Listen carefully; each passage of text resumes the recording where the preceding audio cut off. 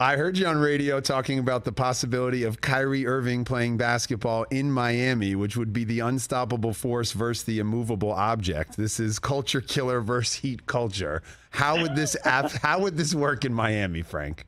Well, you think, all right, so Dan Lebertard was on his show yesterday, and he mentioned it. And Dan pretty plugged in with the Miami Heat. Now, is there a chance that Dan is just, throwing stuff out there? Maybe.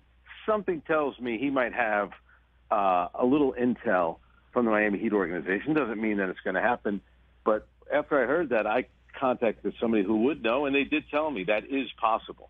So, I don't think it's the craziest move for either team. Obviously, Miami is only, you're getting Kyrie for 1 year. He's a dynamic player.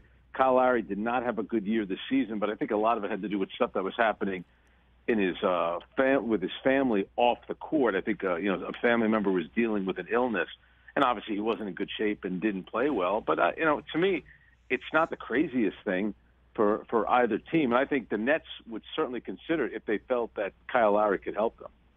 Frank Isola joining the show. Ben Lyons in for Rich on the Rich Eisen Show. Frank, you've been covering the NBA for a long time. You've been around some of the all-time great players.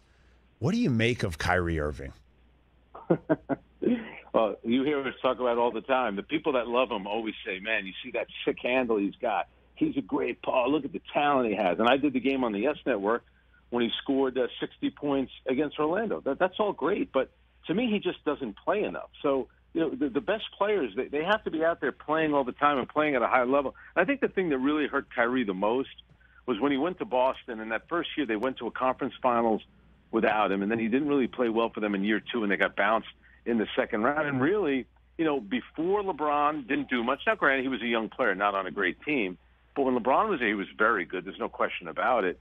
But when he went to Boston, he wasn't great. And in Brooklyn, he hasn't been great either. They've only won one playoff series, for crying out loud. And this year against the Boston Celtics, they got completely outclassed. They had the 4-point lead late in game one, and Kyrie, I think, had 36 points to 39 points up to that time. But ever since then, or those last three games, he did not play well. There's no question, Ben, that he's a talented player. But to me, it's about relying on him. Can you rely on him can you give me 60 or 65 games a year? Can you play well in the playoffs? But as you know, with Kyrie, it's always something. This year it was the vaccination status. I'm of the belief if every player in the NBA said, I'm not playing with anybody that doesn't get the vaccination, Kyrie would have gotten it and said, well, I don't know, I can't play now because put it this way, there's always something with Kyrie, and I think that's what drives his current team crazy, and I think that's what drives potential suitors crazy as well. Might be tough for a team to rely on him, but I can rely on your show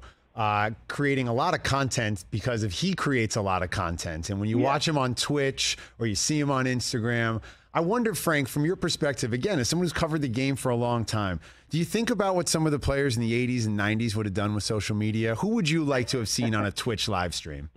Well, let's face it. I think Dennis Rodman certainly would have been pretty good. And even though Charles Barkley says that he would not have gotten involved in stuff like that, I could see him doing something like that. Then you think about guys like Vernon Maxwell and John Starks. Now, Jeff Van Gundy always used to have a pretty good saying that, the only two guys that actually did a pretty good job defending Michael Jordan were John Starks and Vernon Maxwell, because they were both crazy enough to think that they were just as good as Michael Jordan. I think Gary Payton, remember how much he used to run his mouth, I think would have been good. I think Michael Jordan, I think he would have stayed out of it.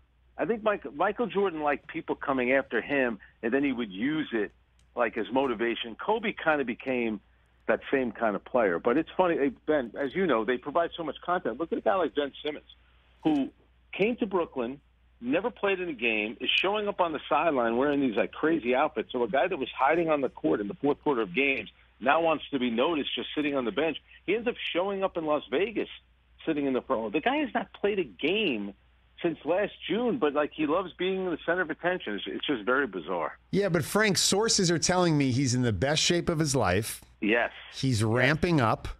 Yes, he is. He's ramping up, and we're going to expect big things from him this season. Is ramping up your favorite phrase in sports? And now everyone uses it. If you watch the news, I've heard the weathermen say it, weather women as well. I've heard anchors on news programs say that became the new term in the NBA, which was a fancy way of saying the guy's not playing. It was it was all these different stages. It was first you're cleared for on-court activities. Then it's 1-on-1, 2-on-2, 3-on-3. You skip over 4-on-4. You go back to setback. 5-on-5, Don't forget setback. And then you have a setback, and now you're ramping back up to on-court activities. And doesn't it drive you nuts too that it's always the guys that didn't play during the regular season? Kawhi Leonard is in this camp. John Wall, Zion Williamson famously now is in this camp where they don't play at all. The minute the last game of the finals is played, every day you got to read or hear something about how those guys look great in their workouts. It always happens the minute the season ends. Guess what, guys? There are 82 games next season. You could prove to us how good you look. I don't care about summer workouts and all this other nonsense. Yeah, I'm a big fan of Zion Instagram 360 dunks like the day after the Exactly. season ends.